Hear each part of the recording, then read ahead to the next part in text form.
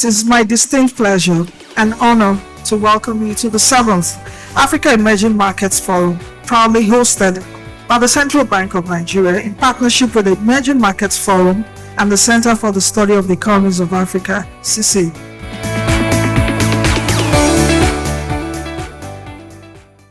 And I think I'll start by thanking our host, Governor Cardoso, for organizing this wonderful event.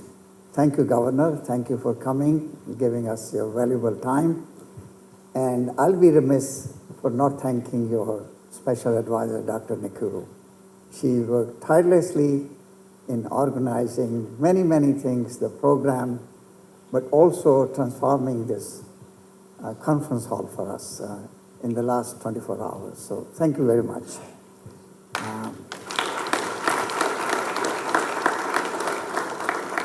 People from all over the world, including colleagues from the World Bank, Indermeet Gill, the senior most economist in the world. We'll hear from him later today, but also in other sessions. And many people from Europe, from US. So we have a mix of people, political leaders, economic thinkers, heads of think tanks from Europe, etc. So I think we'll have a very rich meeting.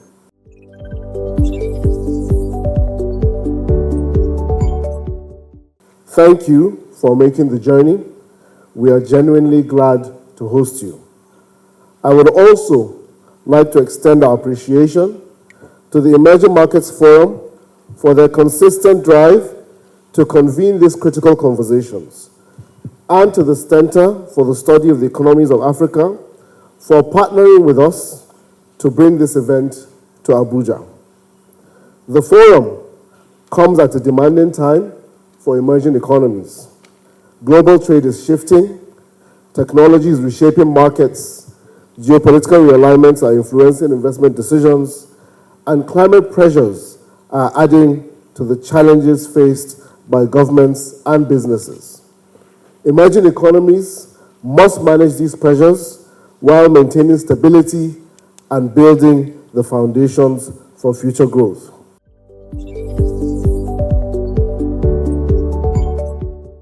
And what we find is that a big part of what will yield the biggest returns in developing countries, for which they have the capacity to implement and effectively do so, is predictive AI.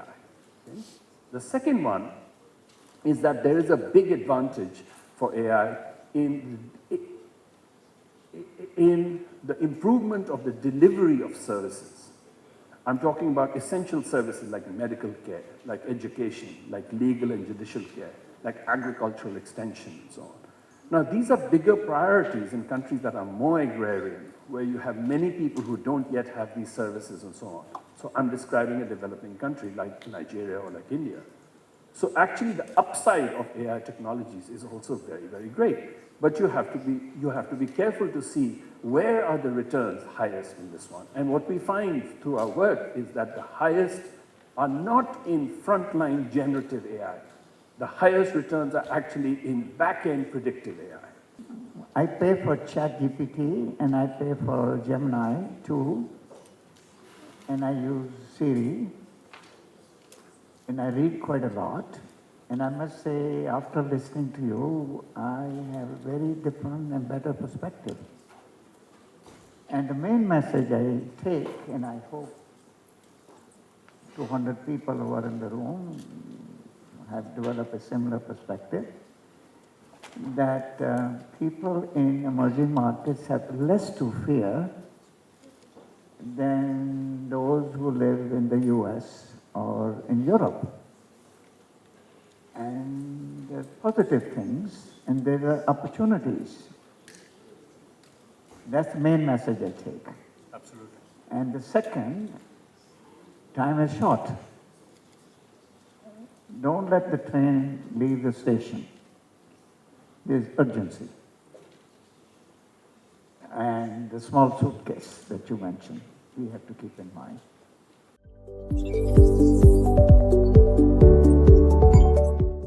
And that brings me directly to the first panel of this morning. We will be delving straight into one of the most critical topics facing our continent today, navigating global shocks, monetary policy challenges for African central banks.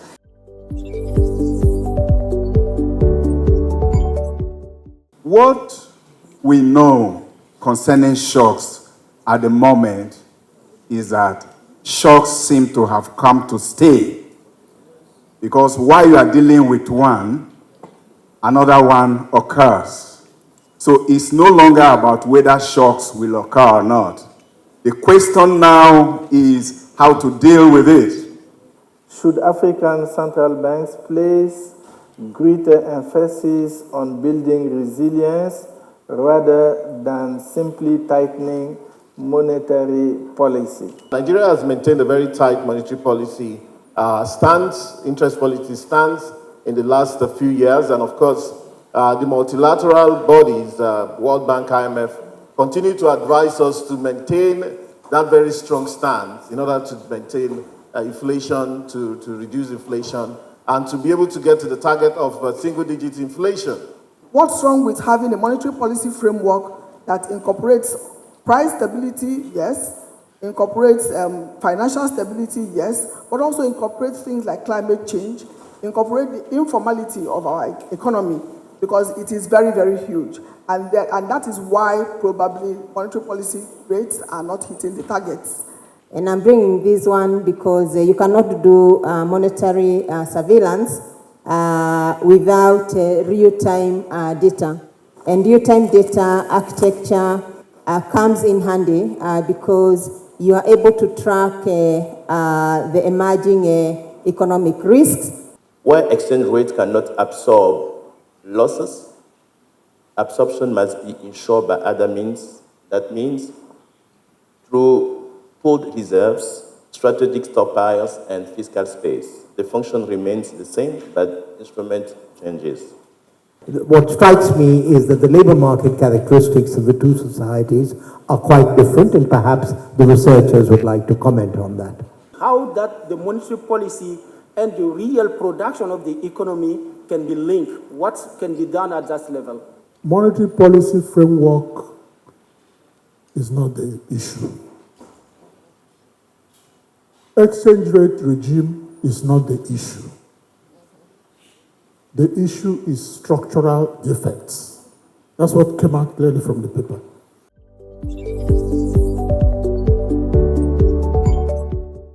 This next panel session examines what it will take to truly knit this continent together. I'll start by mentioning the key objectives of the study.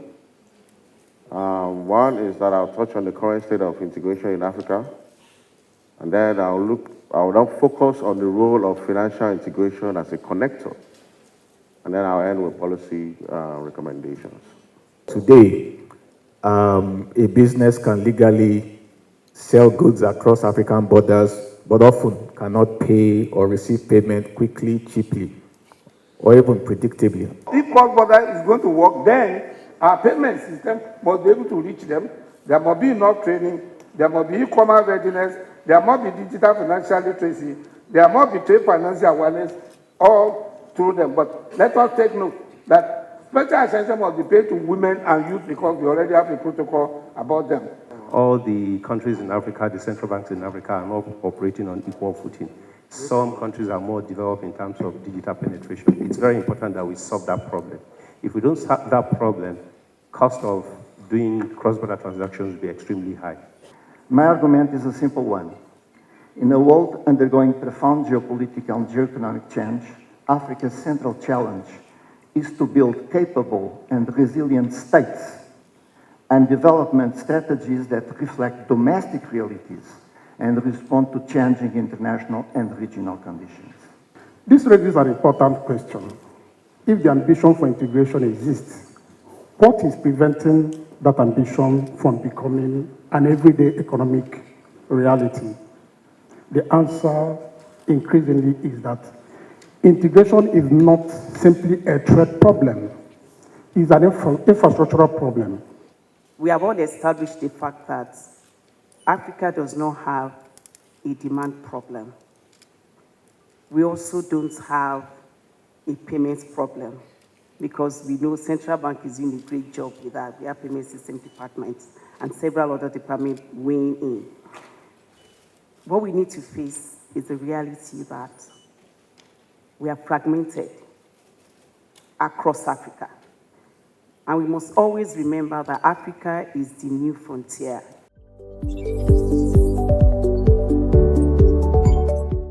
Now, starting with the structural sources of today's uncertainty, let's look at 5. First, the balance of global economic power has changed dramatically within the space of a generation. In 1995, advanced economies accounted for about 60% of global economic output in purchasing power parity terms, and developing countries only 40%. Now, these shares have flipped thanks to 3 decades of faster growth in the developing world, growth that open global trade helped to make possible. Second, economic inequality within many countries has shifted upwards, with those at the upper end of the scale getting an increasing share of national income and wealth. Widespread perceptions that the rich are getting richer while others lag behind are fueling angry politics and unstable policy. According to the report to the G20 by a committee of independent experts on global inequality, led by Nobel laureate Joseph Stiglitz, over 2/3 of the global population live in countries where the top 1% have increased their share of income since 2000. With respect to wealth, the dynamics are even more pronounced. The top 1% increased their share in countries home to nearly 3/4 of the global population. Fortunately, Africa's leaders seem to be moving in the right direction, with Morocco using its phosphate resources to produce electric vehicle components for international markets, particularly Chinese automakers. In Zambia, DRC, Mozambique, and Angola, and here also in Nigeria, moves are afoot to see how to add value to critical minerals. But these efforts need more systematization and harmonization, including a look at sub-regional approaches so that countries are not picked off one by one in suboptimal bilateral agreements. The continent can seize green comparative advantages by harnessing abundant renewable energy potential to power minerals processing.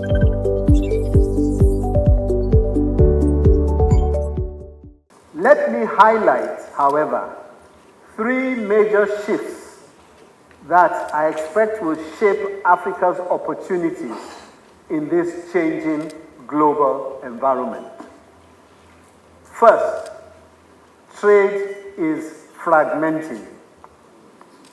Geo-economic considerations are causing countries to look inward and to reorganize trade and critical supply chains around trusted partners and neighboring markets through nearshoring and friendshoring. For Africa, this means that our development ambitions cannot depend solely on attracting foreign capital.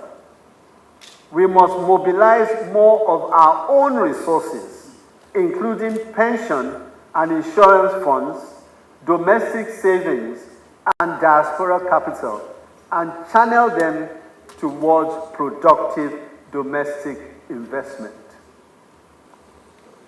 At the Central Bank of Nigeria, we returned firmly to our core mandate. We unified the exchange rate, restored price discovery, ended monetary financing of fiscal deficits, and rebuilt the foreign exchange market around transparency and settlement integrity.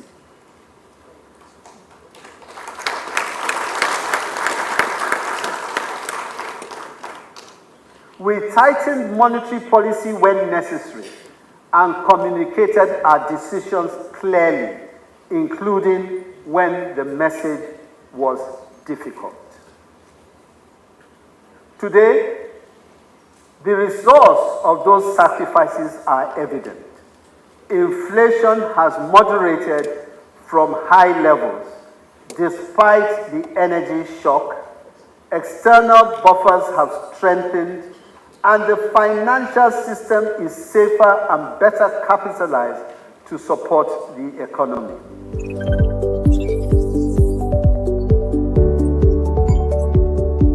What does that mean for economies like ours, Nigeria, built on the assumption of open multilateral rules?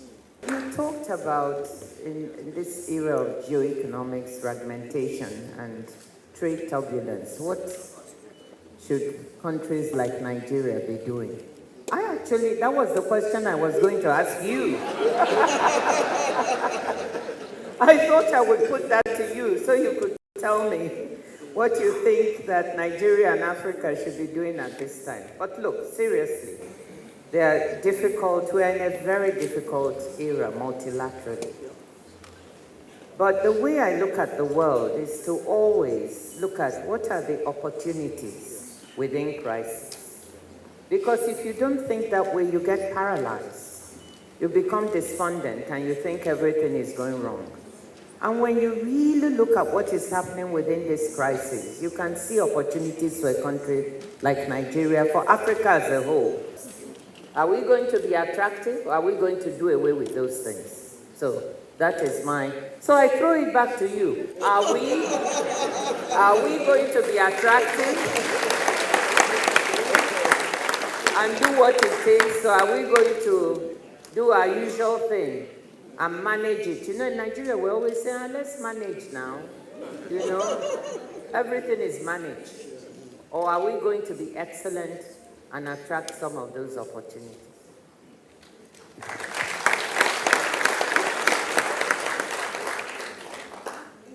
Well, thank you very much for throwing it back to me. I ducked, so the ball has gone that way.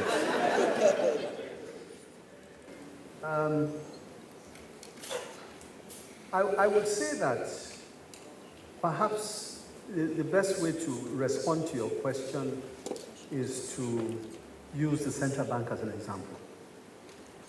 And to say that we have come a very long way in understanding better who we really are and what we are meant to do by virtue of being the Central Bank of Nigeria. We've recognized the fact that we are custodians, and a lot of the economy depends on us doing the right thing. And we're very clear on what the results of not doing the right things have been. Women are very hardworking.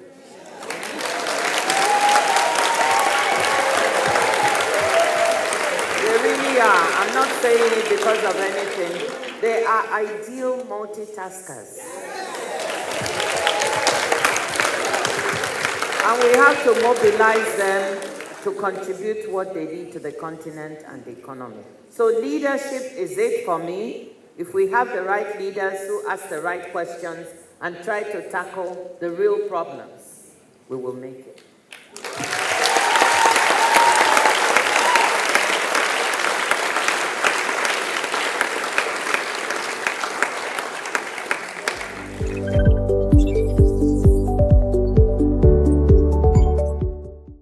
We meet at a moment when the global order that shaped trade, finance, and development for nearly a century is being openly redrawn.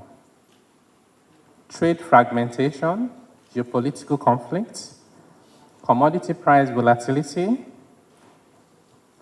and capital that has become more selective and in some cases, more political. In that environment, this forum asks the right question. Will emerging markets simply adapt to the new order or help shape it? The administration inherited an economy weighed down by years of accumulated distortions. Distortions that discourage investments, weaken productivity, and limited our competitiveness. Postponing reform would have cost us more than confronting it. So over the past 3 years, we have pursued one of the most comprehensive reforms in Nigeria's modern history. From foreign exchange unification, where we eliminated multiple exchange rate windows, restoring transparency and predictability, to trade finance and cross-border transactions. And then the fiscal consolidation, where we removed unsustainable subsidies that drained natural resources, redirecting capital toward infrastructure and social investments.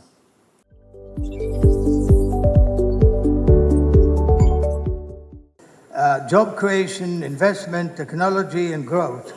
So this paper deals with all these issues at different capacities.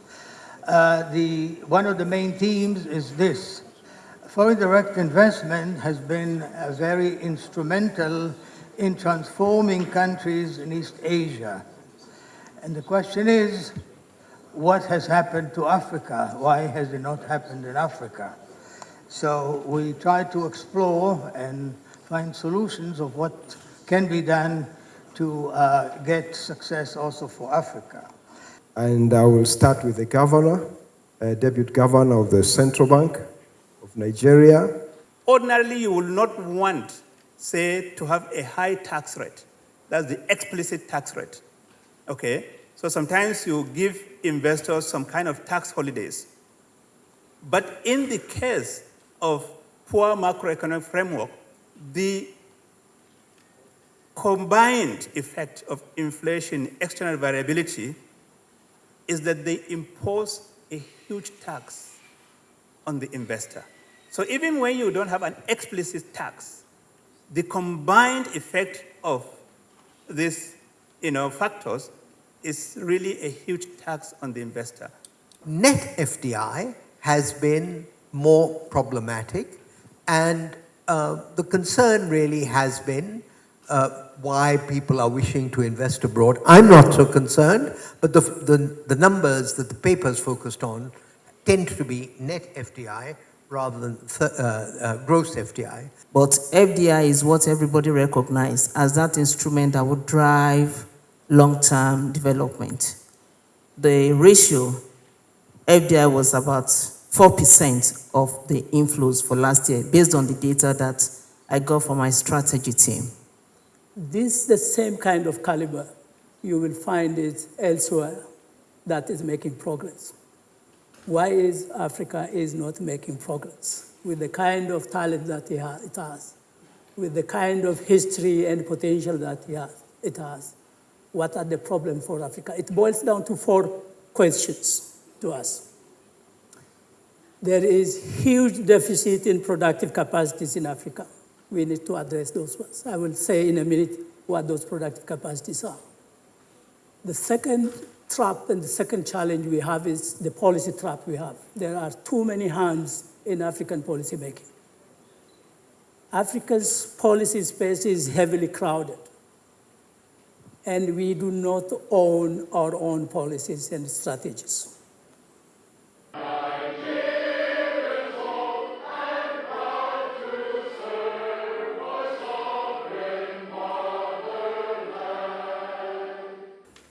Thank you, distinguished ladies and gentlemen. On behalf of the Governor of the Central Bank of Nigeria, Mr. Olayemi Cardoso, our chief host at this event, I have the singular privilege and honor of saying thank you and bon voyage. Safe travels. I'm signing off this event. Thank you very much. Have a great afternoon and enjoy your lunch, ladies and gentlemen.